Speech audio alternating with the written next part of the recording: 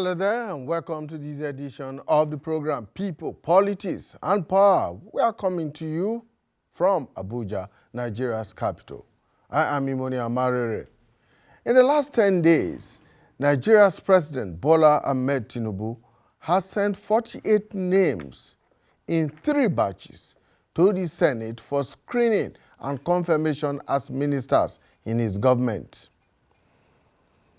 This number is over and above the 1999 constitutional requirement in Section 147, subsection 3, which obligates the President to appoint a minister from each of the 36 states who must be an indigene of such a state. Given Nigeria's socio-cultural and ethno-religious diversity, this section seeks to guarantee and promote a sense of belonging and loyalty in the conduct of government business. But already, some states have more than 1 nominee. In fact, one of the states has 3. Before the ministerial nominations, the President had appointed 20 special and senior special advisors of cabinet rank, while promising a government of national competence. Since Nigeria's return to democracy in 1999, the number of ministers has oscillated between 27 and 42 from the 36 states, with an additional representation of the 6 geopolitical zones for what some people call political reasons. But 48 ministerial nominees by far sets a new record high. State governors are most likely to follow this pattern by creating large bureaucratic systems that will suck up resources that should otherwise be allowed for developmental purposes. The provisions of Section 147 creates a major challenge for the running of a cost-effective governance system.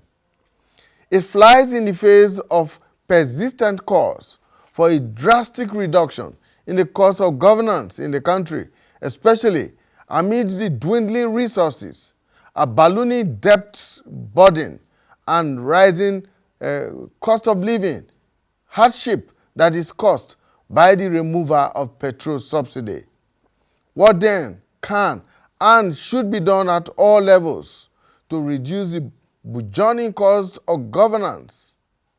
What practical steps should and can be taken to cut the high cost of governance while rerouting such resources to the provision of services for the welfare and well-being of the people? This is our focus on the program today, and we shall get to meet our guests when we return from this break. Stay with us. All right, let's welcome our guest analysts who are joining us virtually and right here in the studio. Joining us from Lagos is Babatunde Oluwajo. Babatunde Oluwajo is the Anti-Corruption Advisor, Integrity Organization. Mr. Oluwajo, thank you so much for finding time to join us. We are also joined right here in the studio by Sophia Biche Akusin. She is the Head Learning and Knowledge Management, IAGA Africa. Thank you so much for joining us, Sophia. Right. Let's begin our discussion, and let's start from here, right here in the studio. Sophia, thank you once again for joining us on the program. Well, for a very long time, there's been this clamor for reduction in the cost of governance. Many people believe that the presidential system, which we are practicing, which of course we copied, as it were, from the United States, is a very costly governmental system. And there have been clamor for the cutting of cost of governance. Now, how do you then rationalize the presidential system and the clamor for the cuts in cost of governance? Thank you so much, and a very good afternoon to you, our viewers, and to you on the studio. It is true that it has turned to an old record that Nigerians have been calling for a cut in cost of governance. We've seen attempts made by the attempts might be genuine, they might not be genuine by previous government on that, and that was what led to the Orasanyi committee and the report, the blueprint we have. But in terms of implementation, I don't think we've gone anywhere in that. But looking at what is happening in our polity, the appointment, as you rightly mentioned, the nomination of 48 nominees recently, and talking about the fact that this is not the time for us to have an over-bloated government, especially with the current realities. First of all, our citizens are facing some level of suffering with the removal of subsidy, with the floating of the naira, and the minimum wage is actually is about $50, below $100. And even of recent, the president came out to tell Nigerians to be patient and endure the hardship. So this is a period for every sensitive government to show, not to be sensitive in its decision and actions as regards or in the area of cost of governance. And how do we handle that? RSIE committee recommended that ministries and MDAs that are duplicating efforts should be merged. That is to say, at the moment, we don't need to create new portfolios, probably to kind of compensate or to appease some political powers or efforts. What we need to do is to even look at competence, look at capacity, and appoint across states and gender, just like the Constitution said. The Constitution said a minimum of one. Yes, we understand that Constitution, you can appoint more than one minister from a state, but the Constitution, why not stick to the minimum? The Constitution is at least one per state, which we could run the mathematics and say a minimum of perhaps 7 ministers in the executive. We don't need an over-bloated executive because of cost of governance. And secondly, how do we address these issues? We need to also make political offices unattractive. Going back to our budget, we need to cut a lot of excesses in our budget. For instance, if you go to the budget, you will see that probably on the National Assembly, for the presidency, and even some head of MDs, we need to look at some budget heads. For instance, renovation. We don't need to carry out renovation in the National Assembly on an annual basis. There's a lifetime for every renovation. Things around negotiation, meetings, flying out of the country for negotiation. There are some negotiations that we don't need to move out of the country to do those negotiations. We can invite investors to the countries, and inviting them to the country will even boost confidence and also showcase what we have, and probably make us strike better deals, because the negotiations are done at home, and it provides some kind of leverage to us as an as a country or a nation. So these are some of the excesses we need to cut. And apart from that, we also need to look at some other issues. We have monetary policies that we need to strictly implement. I don't think we're strictly implementing the provisions of our monetary policies. We also need to look at even within our budget, our capital expenditure, the percentage. I know between 2019 and till 2022, there's some level of upward review from about 24% to 36%. But in the 2022 budget, we saw that there was a slight decrease in terms of capital expenditure vis-a-vis our recurrent expenditure. And for us to survive as a nation and for us to perform economically, we need to focus on building our infrastructure. And there are different examples going on everywhere. We saw what India did. India went into e-commerce to boost their infrastructure and their infrastructure and economy. We've also seen countries like Kenya, countries like Rwanda, countries like Thailand cutting down on the cost of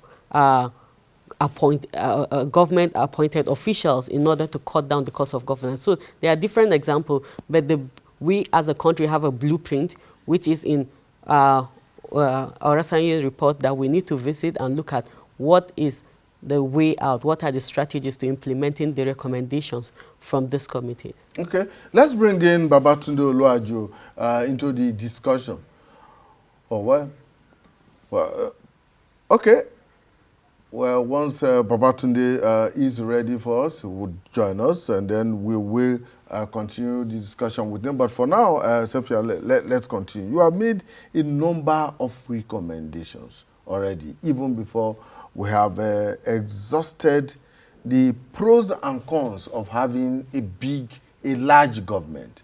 Now, the Constitution of the Federal Republic of Nigeria, 1999, even as amended, clearly stipulates that a president must appoint a minister from each of the 36 states. In other words, it's hamstrung by the provisions of the Constitution. Section 149, subsection 3, which makes it mandatory for him to appoint a minister from each of the states. So he cannot but appoint a minister from all the 36 states, and possibly too the Federal Capital Territory, which will make it 37.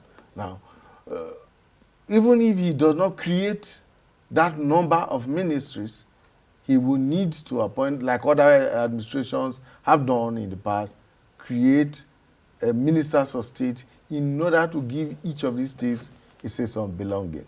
Now, the argument has been that that provision of the Constitution does not give room for any president to maneuver, does not give room for any president to want to reduce the cost of governance, given the kind of bureaucracies that are created around ministers and other appointees in Nigeria.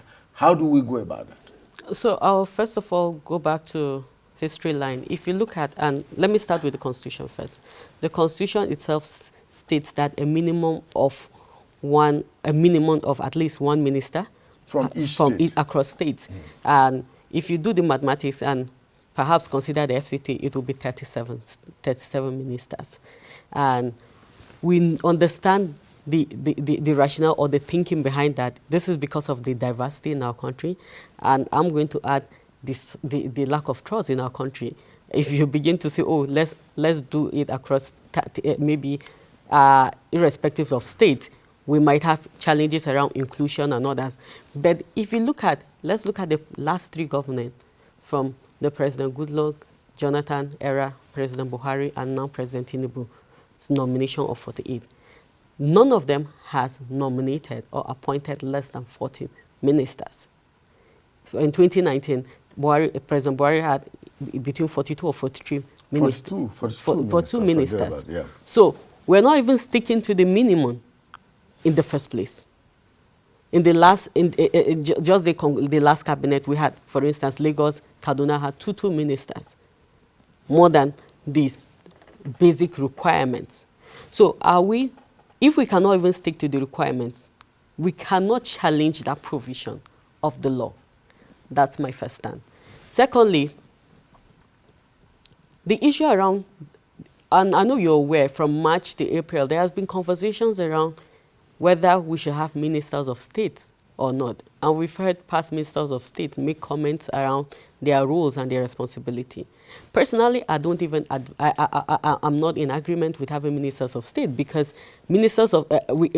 because these are same people we're appointing that are not even sure or are unclear about their roles and responsibilities.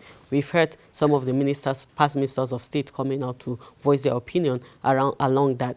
So we should start by looking at reducing our cabinet to the minimum requirement of the Constitution before we go into constitutional requirement. And currently, some people tell that, oh, you have 48 nominees. The fact that we have 48 nominees does not mean that we must appoint all the 48 nominees into the ministerial position. We can appoint some of them and leave some. And we can also deploy some of them. We have different to different rules and responsibility within governance. We need to address that. We need to also visit other African countries like Rwanda that I mentioned and Kenya to see what were those difficult steps they've taken. And some of these actions they've taken in recent times were even after the recommendations from the Orasanyo report. So for me, We can visit the Constitution to look at how do we reduce that. But again, we should not streamline the ministries to a point where it will affect service delivery.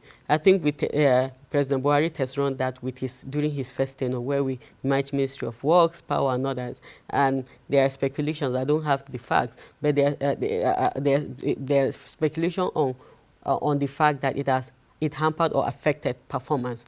Yes, we don't want to affect that, so we don't need to also micromanage or streamline or overstretch certain individuals. But what we're saying is that there's no point creating new portfolios in order to satisfy certain interests.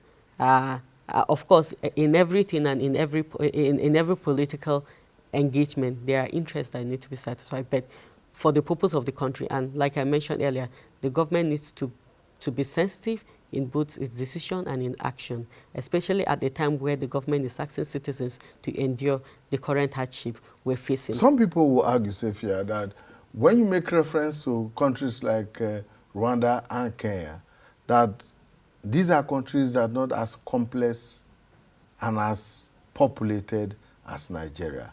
Nigeria that has such diversity, whether in terms of culture, language, religion, socio-cultural diversities, and what have you. And that there's been the constant need to either pander to or satisfy the expectations of each of these diverse units across Nigeria, which may necessarily not exist in a place like Rwanda or in Kenya. And so they can't afford to have as very few ministers and as very few ministries as possible. But that's not the case with Nigeria that has a population of over 200 million people and a landmass so large that in fact it encompasses a space that is some say much bigger than or equal to the rest of West Africa.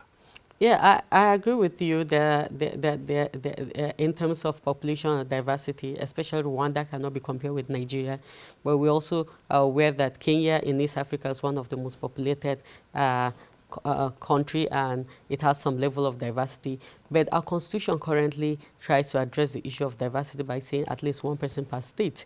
And now we have people bringing additions of saying one person by geopolitical zone, which is not necessary. If you have one person per state, why do you need one person per geopolitical zone? That was actually introduced by a previous president. Yes. So possibly to massage the egos of politicians from these geopolitical areas. Yeah. So and our geopolitical zones are not really. We have 3 tiers of government. They are not really a fundamental creation of our structure as a country. So for me, is to, at the moment, and that's why I recommended that, can we even stick to the minimum requirement and not go overboard? Because consistently, in the past 8 years, it has shown that we've been going overboard of the minimum requirement. 37 and we're having 43, now we're having 48. That's one of what I think we should go back to and look at. Can we even look at that? The truth is that apart from diversity, like I mentioned earlier, there are issues around exclusion, suspicion, lack of trust within the country. Our trust threshold in Nigeria is very, very low. And this also goes back to governance. If there's good governance, I think the level of trust in the country will increase, will not be at the level at which we're experiencing at the moment. And some have also argued that reducing cost of governance is not limited to just, for instance, reducing the number of ministers or reducing the number of commissioners at state level, or indeed reducing the number of ministries, departments, and agencies. What other ways can the cost of governance be reduced? I agree with you. That's not the only way. In fact, if you reduce it to some level, it can also affect service delivery and, again, revenue generation. We need to focus on revenue generation. While we do that, we need to make public offices less attractive.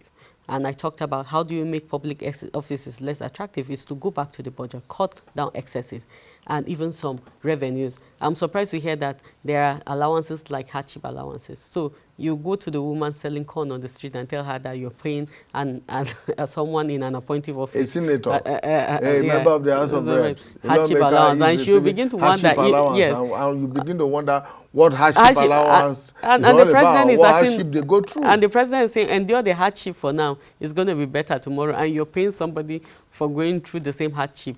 And this is on a lighter note. These are some of the things we need to look at. And if you do a critical analysis, this is not a time for me to go into the budget, but if you run a critical analysis of our budget, you will see that there are excesses that needs to be cut down. We've seen platforms like Budget coming out to share some frivolous budgetary provisions on our budgets. Have we gone back to those things to address them? Then secondly, infrastructure. We are running a budget where consistently our recurrent is more than our expenditure, our capital expenditure. No country will survive, no country will grow economically with that kind of budget, because you're not producing. That's what it means. You're not producing, you're just servicing. No wonder our debt ratio is on the increase. So these are some of the things. And I talk about frivolous travels. If you look at the budget or the expenditure that goes to travels, yes, we need to go and negotiate for probably for foreign investment and all that. But some of these negotiations are not necessary. And I will and with large delegations. With large delegations, these negotiations can be even done at home. And we also know that some of these foreign investors are also interested in coming home to negotiate and also see for themselves what is on ground and also appreciate our natural resources. So these are elsewhere we need to look at. Government, I know, that has been talking about cutting even trainings of civil servants.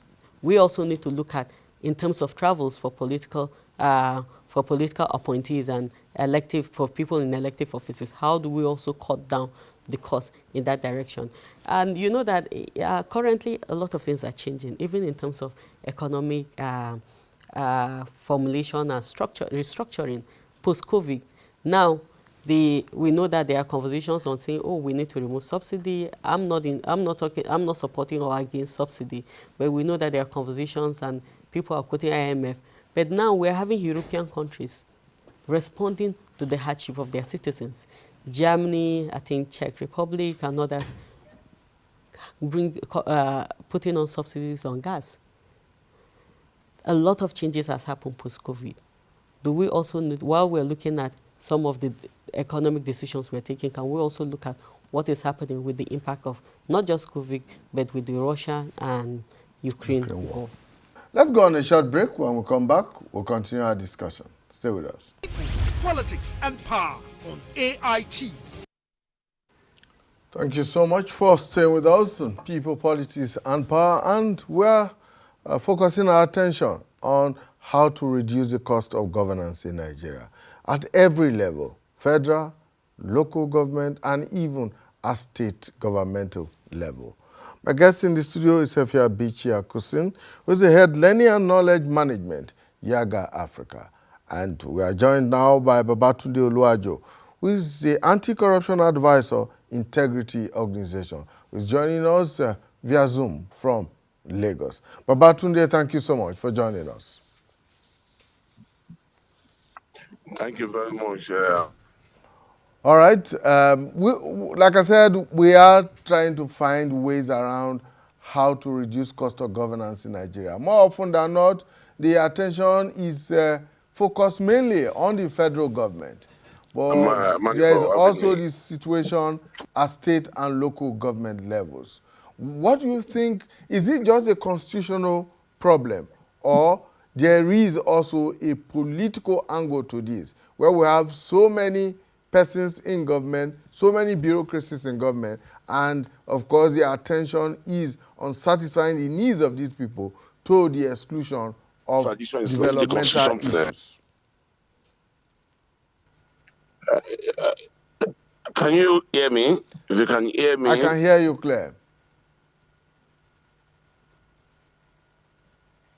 Babatunde, I can hear you clearly.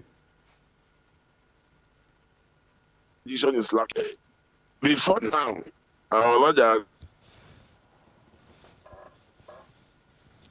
But we have seen the politicians go beyond that. It was okay, fine, when our economy could at least finance those. But given the current parlous state of the economy, given the pains that Nigerians are going through, and given the unbecoming emoluments of politicians at all levels, I think if we don't want a crisis in this nation, politicians in their own enlightened self, to be introspective and know that this is not the time for what we call for the current madness that we operate in the name of federalism. And I want to say therefore that it's time for us to know that we need to cut down drastically in terms of the number of appointments, in terms of emoluments, in terms of all those perks of office that has become unnecessary, given the current pains that Nigerians are going through. And I just simply think that that's my first take. My first take. But we need to drastically cut down. You can't be putting in, people, Nigerians, through these pains, and at the same time you are living large, appointing people who, in the real sense, at the end of the day, they add no value. They add no value. They're adding to the development of the nation. I think it was Obasanjo, OBJ, during his presidency, when somebody asked him about his advisors, and he asked them, what advice are they giving me? In the real sense, what is the value added from these individuals that have been appointed in the name of job for the boys? What is the value they're adding? I would say no, it is zero in most cases. And I'm not even opposed to the numbers. For me, the question is the perks that come with that office, the emoluments, compared vis-a-vis to what happens to the ordinary Nigerian who lives on 30,000 naira per month. And in many cases, in most of the states, they have not been even able to implement the 30,000 naira minimum wage. I think we need to reduce the cost of governance, and we need to a drastic surgery. But the question is, can the current politicians do it? They can't. They cannot, because they have built different alliances to be able to get to power, and they need to pay back. And between you and I, beyond the court case that is still pending, they are still looking at the next election. So there are certain things they cannot do, except Nigerian people push, demand, and request strongly that no, we can't continue this way. Can the perks of office for these ministers or appointees be actually reduced as you recommend? And if it can, what ways do you think that can be done? Well, the first thing is that we need to make public office less attractive. Nigeria is the only place in the world where people will leave private sector for public sector. Even in the US, the basing of so-called, what is it called, bourgeois democracy, people will leave government to go to the private sector because the pay is better, the perks of office is better. First, I think that to start with, beginning with the National Assembly, the question is, do we need a bicameral legislation? Even if we need a bicameral legislation, it must be full-time. In the First Republic, the legislators were not full-time legislators because they all had things they were doing. It is only in Nigeria, especially from 1999, that you see somebody, they say, what's your profession? He said, I'm a politician. Is politician being a politician a profession? So we're in crisis, and except we take action, drastic action, to reduce cost of governance and make public office less attractive. We are just, in fact, we're in a crisis. First, make public office, especially National Assembly, part-time. Number two, reduce the perks of office. Number three, make emolument the average pay of those they represent. If you represent me, your pay should be equivalent to the average pay of I that you represent. And that's what someone said once. So put the politicians on minimum wage and you see how fast things will change. And I think it's time for Nigeria to do that. All right, Babatunde, Sophia is right here with us in the studio. I'm going to be turning to her now to respond to some of the issues that you have thrown. Babatunde wants the perks of office to be cut down, and in fact recommending a very drastic measure, which is to say, put all these public officials or elected and appointed politicians on the minimum wage that the average Nigerian earns, and that maybe that will bring some sanity to the process. Yeah, I agree with him. We need to make public offices less attractive, especially appointed offices, even elective offices. I might not go in the way of reducing their salary, because the truth is that the problem is not just the salaries, it's the allowances. On Like I mentioned, there are some allowances that do not make sense, like the wardrobe allowance. You're giving somebody a wardrobe allowance while you allowance. On the other hand, we have situations where people are being given probably some infrastructure allowances, and you're providing those infrastructure to them. If you go to the National Assembly, for instance, there's always a project on probably on what did they call, on internet, or renovation. Now we have a new cabinet. The new ministers coming. Probably just last year, in an MD, or last 2 years, there's a renovation. Because you have a new minister, everything must be renovated.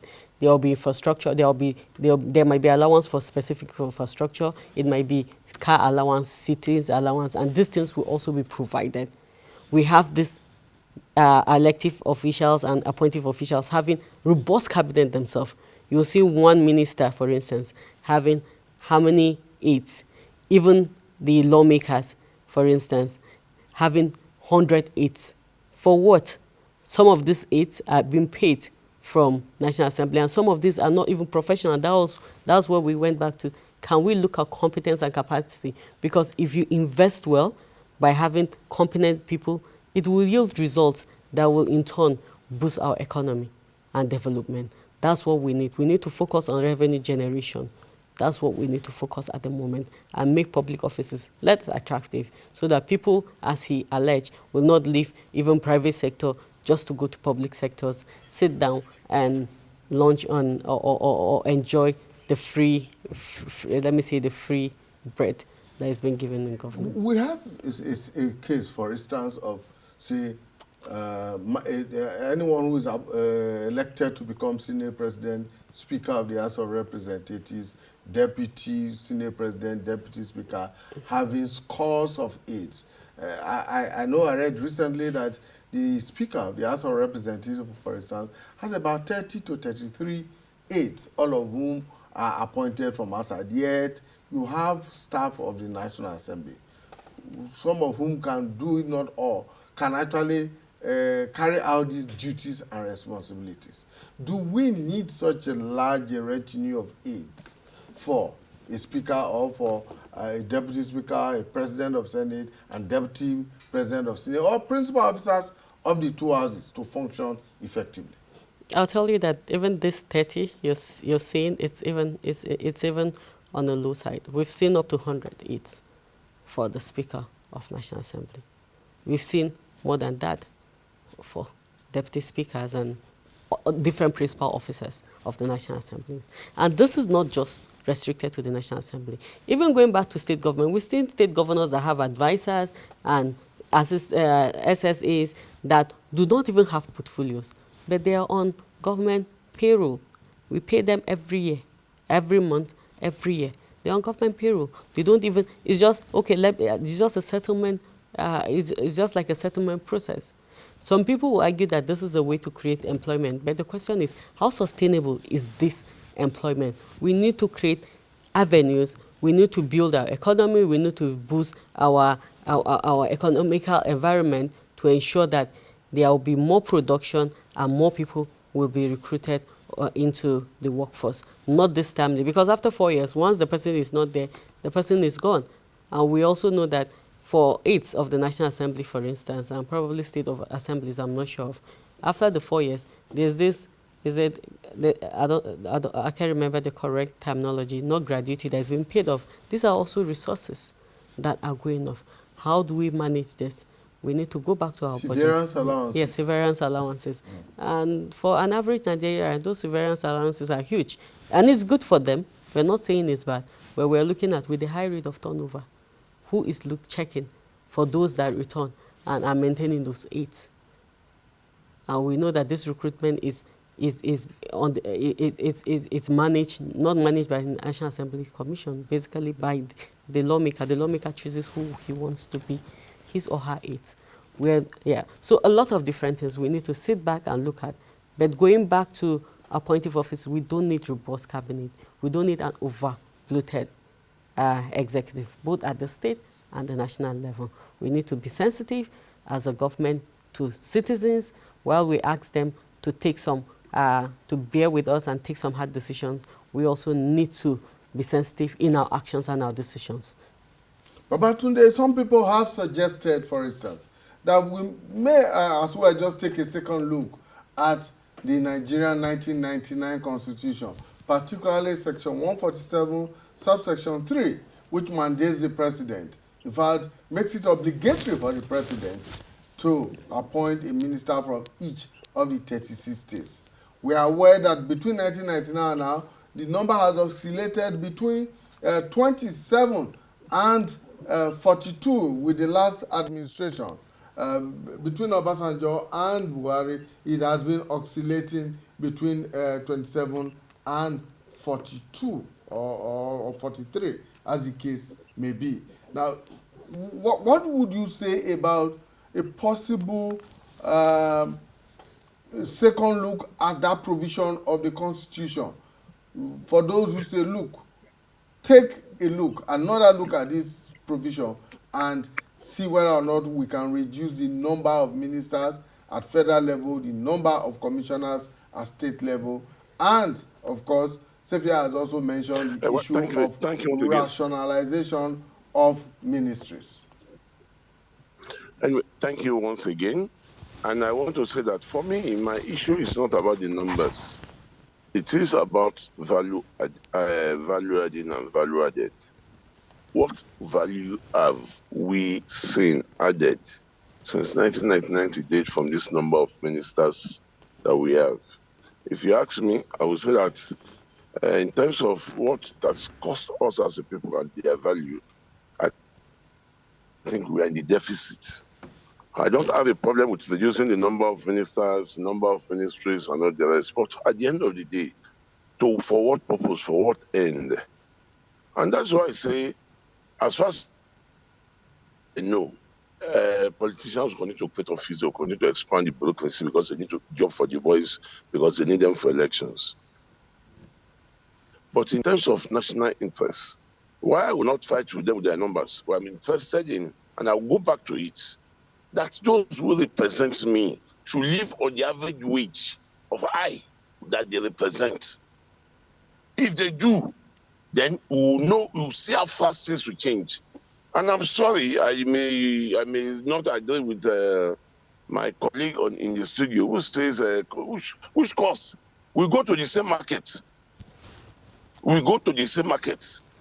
And in most cases, many of them even live on government like this. We have had people say that in the last 20 years, they have never been to a fuel station. So they don't know even the cost of even a liter of fuel. If people live on the average wage of those they represent, either as a senator, as of rep, as of assembly governor, if they live on the average wage of those of us they represent, you will see that there will be a radical change in the type of policies that they put forward, that they propose. Until we get to that point, things can never get better. Because we're in a situation where those who represent us don't feel our pains. They don't know what we go through. And for me, that is the most important thing. By the time we get to that stage, I think nobody will tell any government to either increase or reduce the number of ministers. Nobody will tell them the type of policies they need to implement. Nobody will tell them to either listen or not to listen to IMF or World Bank boys who live on subsidy all their life in their countries. But they will come to Africa and tell African governments that they have no business in business. They will tell us that float your currency. But in their currency, their central bank their reserve bank intervene in the value of their currency. They intervene in their interest rates. But they come to Africa and tell our leaders that leave your currency to the dogs. Leave your education, your health to so-called, merchandisers. But in their country, their government actively is involved. The UK government had to put a cap on the cost of electricity. But what do we have here? You say World Bank will come here and IMF and tell us that no, let market forces. What is market forces? Who is market forces? My position is simply this. By the time those who represent us are living on the average wage of those that they represent, that is when we can get a number of things right. Otherwise, every other thing we say is just mere postulations. It's like preaching to the deaf. And I simply think until we go that way, we are talking, even with this so-called palliative, they got a loan.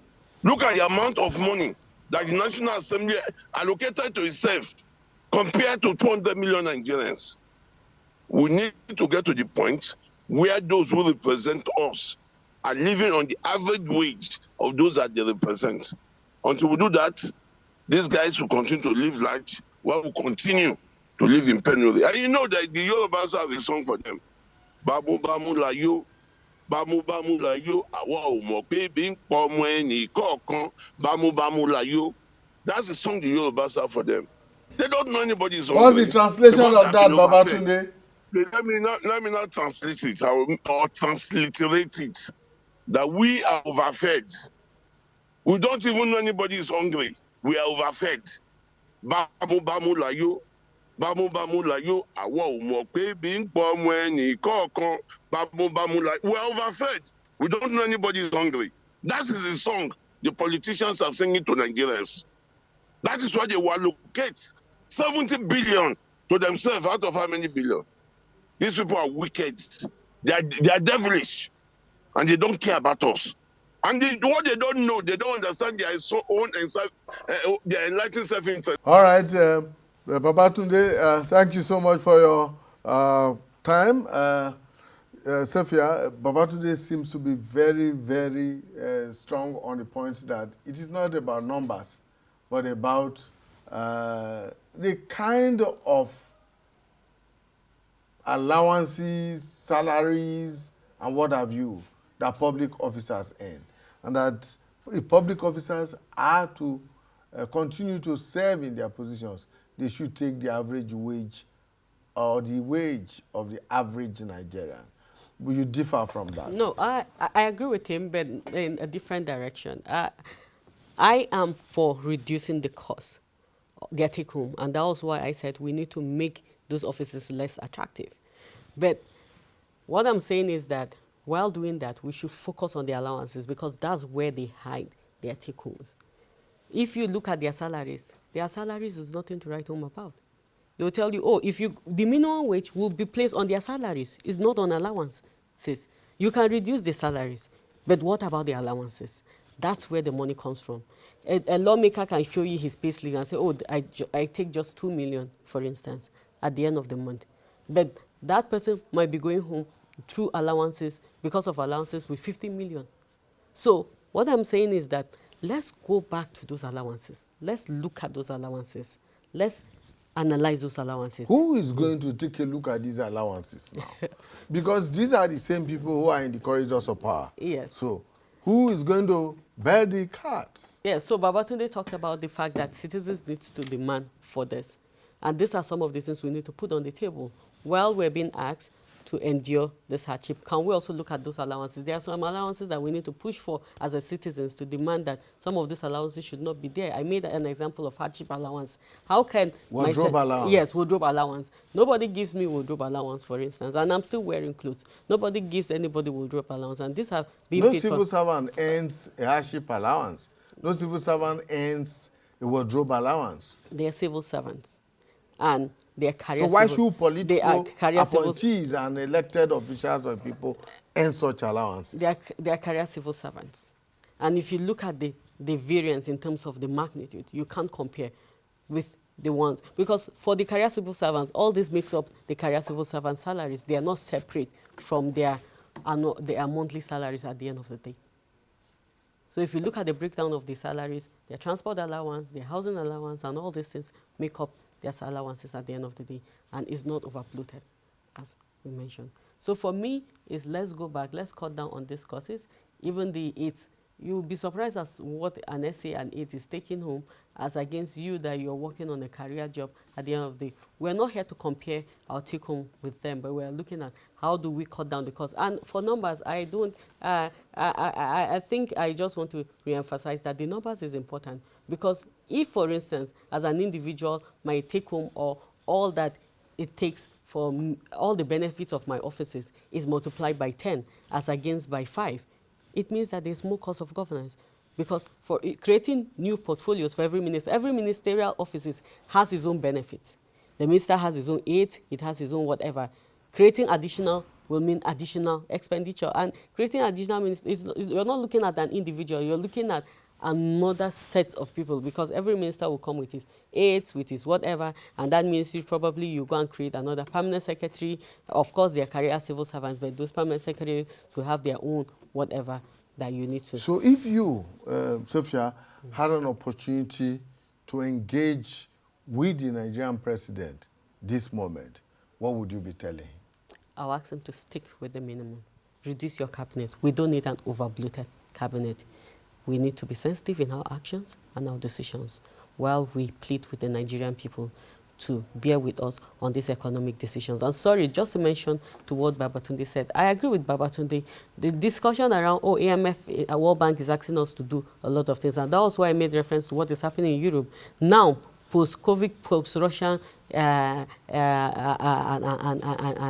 Ukraine fight, European countries are making some drastic decisions. They're not leaving, they understand that leaving some businesses in the hands of individuals is not enough. They are beginning to subsidize gases. They are beginning to subsidize different things to reduce the hardship of citizens. While we're trying to make some tough economic decisions to rebuild our economy, can the government be seen sensitive in their actions? Just like Babatunde mentioned, they should not be, the untold hardship should not be on one segment of the society. Let's all feel it together, and citizens will tend to appreciate some of the hard decisions, in quote, that the government is taking on behalf of them. Thank you so much. Sophia Bichi Akusin is the head learning and knowledge management at Yaga Africa. And of course, she was joined by Babatunde Oluwajo, who is the anti-corruption advisor, Integrity Organization, who joined us all the way from Lagos on the program today. Thank you so much, Babatunde. And for you, our viewers out there, we want to appreciate you. We thank you for investing your time with us. And we urge you to stay with us and join us again when we bring you a fresh edition of the program. Bye for now.